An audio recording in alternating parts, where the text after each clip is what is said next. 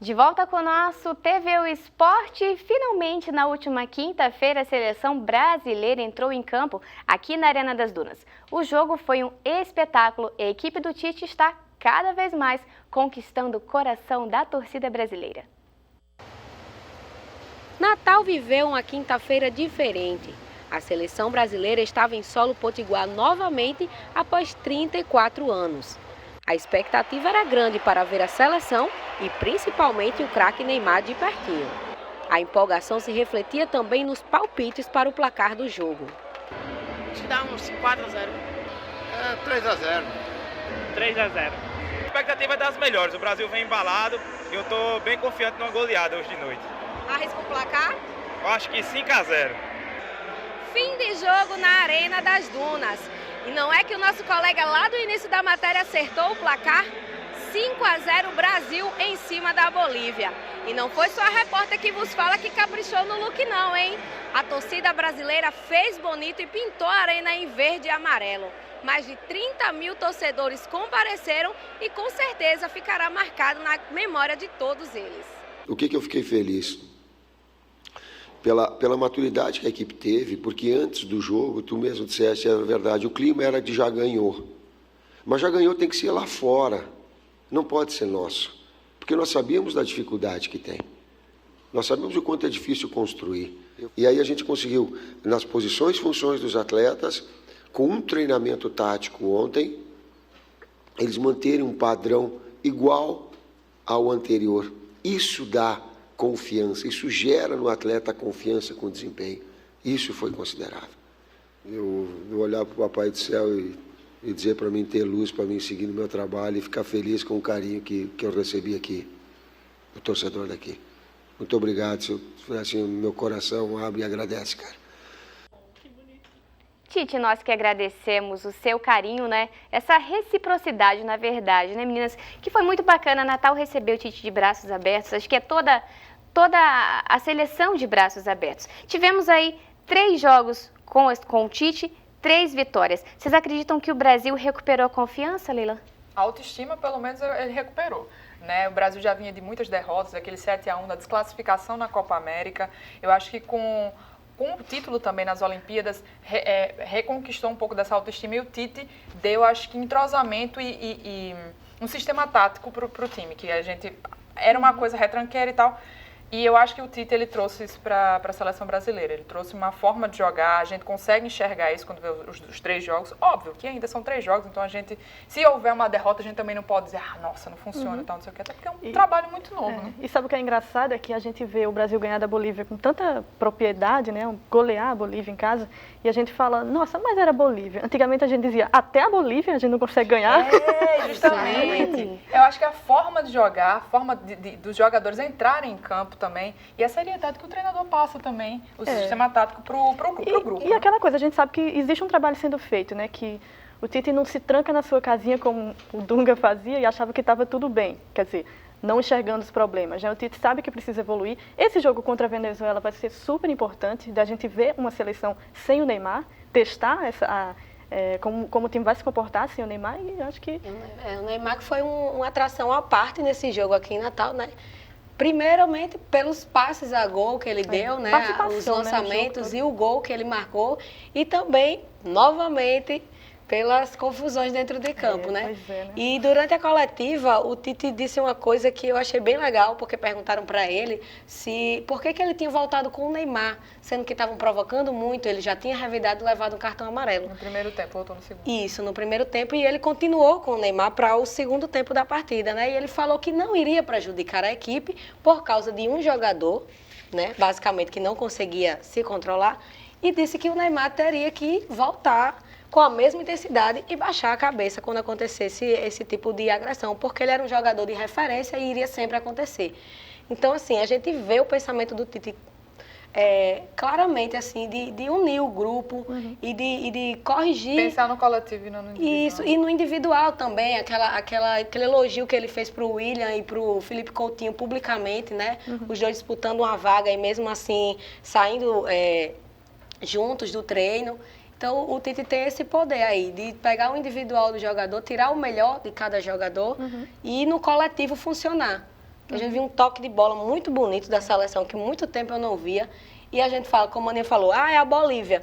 Mas justamente por ser a Bolívia, o Brasil deu de 5-0, né? Então, eu acho que fez um papel bem legal aqui. Um líder nato, né? Ana Clara, você concorda com essa ousadia? Acho que o Tite ele tem uma dessas características de ousar, de poder experimentar as peças que ele tem, né? O que você acha? Eu acho que o Tite está conseguindo montar um time. A gente, nesse jogo em particular, deu para ver muito do que a gente viu no Corinthians, campeão brasileiro do ano passado. Imagina o melhor Corinthians, aquele que aplicou, sei lá, 6-1 de São Paulo. Deu para ver muito isso, né? Um time muito coletivo e que tinha muitas peças para usar. A gente viu o Neymar participar de todos os gols, né? Isso é uma coisa impressionante, né? Mas, ao mesmo tempo, acho que a gente precisa chamar a atenção para algumas coisas. O Tostão deu uma entrevista muito interessante ao El País, que ele fala quanto que é perigoso esse endeusamento em volta do Tite. Então, acho que a gente tem que ter um pouco de paciência de deixar ele trabalhar, de saber que são 3 jogos, que ainda falta muito. E é importante para a seleção jogar um campeonato sério como as eliminatórias, né? Que tem times que não são tão fortes, mas tem o argentino pelo caminho e tal. O Uruguai também. O Uruguai também. Então, é uma oportunidade para o time crescer. Mas esse endeusamento em volta do Tite, como se tudo que ele faz é maravilhoso, não, ele também vai errar. Mas o Brasil vai errar também. Ele tem um pé no chão, ele é um cara que tem um pé no chão, ele não é um Dunga, ele não é vaidoso como o Xerri. Leila, mas a imprensa tem sabe, eu tô dentro, mas a gente precisa falar algumas coisas, sabe? Sim, é verdade. Acho que inclusive o próprio Neymar, né? Isso, mas eu acho que é natural, assim, pela carência que a torcida brasileira tava de bons resultados, né? E ele falou sobre isso, sobre a torcida gritar o nome dele várias vezes, o que não é comum, ficar gritando o nome do treinador durante a partida, e gritaram várias vezes o nome do Tite. E ele falou que não gosta muito. Eles não gostam muito. Receptivos, é uma característica do nordestino receber bem essa mas turma. ele agradeceu o carinho da torcida e compartilhou com os outros jogadores aí as conquistas. Falando a gente tocou muito bem no assunto, essa coisa do endeusamento, né, do Neymar, do Tite. O Wilker Angel, que ele é zagueiro da Venezuela, ele falou que tanto o Felipe Coutinho quanto o William, eles assumem bem a característica do Neymar. Vocês concordam com ele? Ou você acha que o Neymar realmente ele pode ser uma peça insubstituível? Não, ninguém é insubstituível. Mas assim, eu acho que o William e o Felipe Coutinho eles têm características um pouco diferentes. Eu acho que o Felipe Coutinho ele tem mais de toque de bola, de passe, ele é um cara mais articulado nesse sentido, e o William é um cara um pouco mais agudo de marcação, por assim dizer. São características diferentes. Acho que o Felipe, sim, se ele for adiantado um pouquinho, ele pode ajudar mais o ataque e pode substituir bem o Neymar. Mas o William, eu acho que ele já recuaria um pouquinho mais e ficaria naquele setor ali de meio campo, defesa. Né? E tem também a volta do Paulinho, né? Grande Paulinho. Paulinho. Paulinho tá jogando na China. Não está jogando, Leila. Ele não está jogando, não é mais aquele Paulinho do Corinthians, ia dizer São Paulo, do Corinthians. Né? Mas assim, ele joga bem quando ele jogou na seleção. Que é uma grande característica do Tite, né? Apostar nos jogadores que ele conhece, né? Independente de onde joga. Ele foi um pouco criticado, né? A convocação do Paulinho. Né? Falando em aposta, só para finalizar, o que falar sobre o menino Jesus? Gabriel Jesus também teve 3 jogos e 3 gols a propósito, né? Jesus ali. A gente fica sem palavras para falar de Jesus. A dupla Neymar e Gabriel Jesus, eu acho que funcionou muito bem, tá funcionando muito bem. Desde as Olimpíadas, né? Exato, ele fez gol. É uma grande promessa. Eu não queria ser a chata para dizer que eles precisam também tomar cuidado com a cabeça deles, mas tem que ter, né? Tem que ter mesmo. Eu ia falar justamente isso. Falar isso. Ele é um menino muito novo, ele não vai corresponder em todos os jogos. Isso. Então acho que a gente tem que ter um pouco de paciência também, né? Mas eu acho ele um pouco mais tranquilo, assim. Ele é muito tranquilo, né? Até demais. Receber críticas e tudo mais, né? Não, mas a gente tava comentando, eu tava comentando com o Nico, contigo também, que por exemplo, quando eles estavam jogando nas Olimpíadas, qualquer bola eles ficavam nervosos, eles brigavam com o jogador. O Neymar tem esse péssimo hábito e eu espero que ele não passe, não contamine os novos jogadores da seleção com isso também, né? Porque é preciso entender que se você é um jogador visado, obviamente você vai ser muito marcado, você tem que ter o discernimento e a maturidade de encarar não cair em provocação. Exatamente, encarar que você é um líder, um jogador essencial para o seu time e não cair em provocação, para ficar levando cartão amarelo. Porque Neymar joga 2 partidas, aí é suspenso, não joga uma. E eu vi uma coisa que eu não fico muito feliz, que são os colegas da imprensa comentando, mas pelo menos ele vai jogar contra a Argentina. Ora, você está passando a mão na cabeça do jogador, né? Você está incentivando o erro do cara. É chato isso. Você não pode, você tem que chegar e dizer igual, o cara tem que ter maturidade para entrar no segundo tempo e não levar um vermelho. É verdade, meninas. Então, meninos da seleção, comportem-se, senão o papai Tite vai pegar na orelha de você, tá bom? Mudar é sempre bom, né? Então, vamos dar uma guinada nisso? Então, Ó, pelo menos quando é para melhor, né? Pois é, a Conmebol anunciou novas mudanças para os clubes que pensam em disputar a Copa Libertadores da América. Além de conceder mais 2 vagas para as equipes brasileiras, a confederação anunciou a exigência de que os clubes tenham uma equipe feminina principal, ou então se associem a uma já existente. Os clubes têm um prazo total de 2 anos para se adequar-se às novas regras. Bom, teremos aí mais uma novidade, aliás, uma série de novidades, né? Essa é uma novidade bem bacana, proposto dando um pouquinho de acesso a mais aos times femininos, né? É mais engraçado, né? 2016 e a gente ainda está discutindo que o time seja obrigado a ter um time de futebol feminino. O que custa para um time como o Flamengo, como o Corinthians ter um time de futebol feminino? Eu garanto que custa menos do que contratar Alexandre Pato.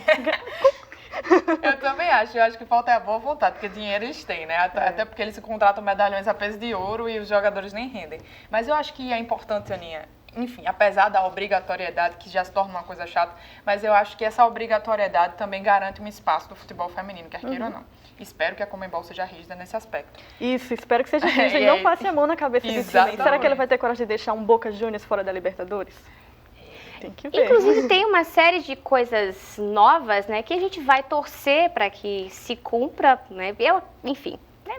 Dou minha opinião? Não vou dar minha opinião, não. Mas, enfim. Menina, vamos, né, fingir que vai dar tudo certo, porque temos, inclusive, questões contratuais que provem que os clubes tenham realmente condições financeiras comprovadas, né? Tem que comprovar até novembro de 2017 para poder fazer as suas atuações. Tem que ter estádio, teoricamente, as finanças têm que estar em dia, tem que estar em dia com os contratos, né, de direitos de jogadores, televisivos. Vocês acreditam que isso realmente vai ser fiscalizado à risca? Nós torcemos que sim. Né? Eu espero que a Conmebol, embora a América do Sul, a gente saiba que, né? E a exemplo do que a Aninha falou, também é engraçado ter que obrigar os times a estarem em dias com suas obrigações, né? Também é uma coisa interessante. Você já parte do pressuposto, tá todo mundo errado, né? Que você tem que obrigar a pessoa a... Sobre o time feminino, só falando assim, que os clubes vão ter 2 anos para se adequar a essa nova regra, né? Para criar essas equipes. Tem que ter uma equipe principal e uma equipe juvenil também, não é só a principal. Né? Sim. E eles podem se associar com equipes já existentes. Mas aí terão que dar toda a estrutura, campo de treinamento, estádio, enfim, toda a estrutura para que os times possam treinar e competir. E o time tem que competir em competições nacionais, obrigatoriamente. E você estava comentando, desculpa, te interromper. Não, acho que é a mesma coisa. Acho que é dos campeões, né? Isso. Isso, uma curiosidade bem legal é que desde 2009, quando a Libertadores Feminina foi criada, só em um ano, que foi 2012, o Brasil não teve um campeão, que foi o Colo-Colo. Todos os outros anos foi o Brasil. O São José foi 3 vezes campeão, o Santos 2 vezes e a Ferroviária 1, que é a atual campeão. Verdade. Então, muita gente não sabe disso. Tomara que essa lei nova sirva para a galera começar a acompanhar mais. Porque você forma público, né? Porque às vezes as pessoas não têm conhecimento. Então, quando você forma público, você forma a torcida, as pessoas têm conhecimento daquilo e elas tomam Quando gosto. fica assim atrelado ao futebol masculino, acaba que chama mais atenção da imprensa até. Me lembra muito das Olimpíadas, quando a seleção masculina estava mal, e aí todo mundo caía de amores pelo futebol feminino, depois perdeu, o Brasil, o masculino ganhou. Esqueceram? Pois é, a gente vai precisar fazer um intervalinho, meninas, o papo tá muito bom, ó. Mas vamos para mais um intervalo, né? Então aproveita e corre para nossa fanpage no Facebook e deixa o seu recadinho, tá bom? Não sai daí que a gente volta já já.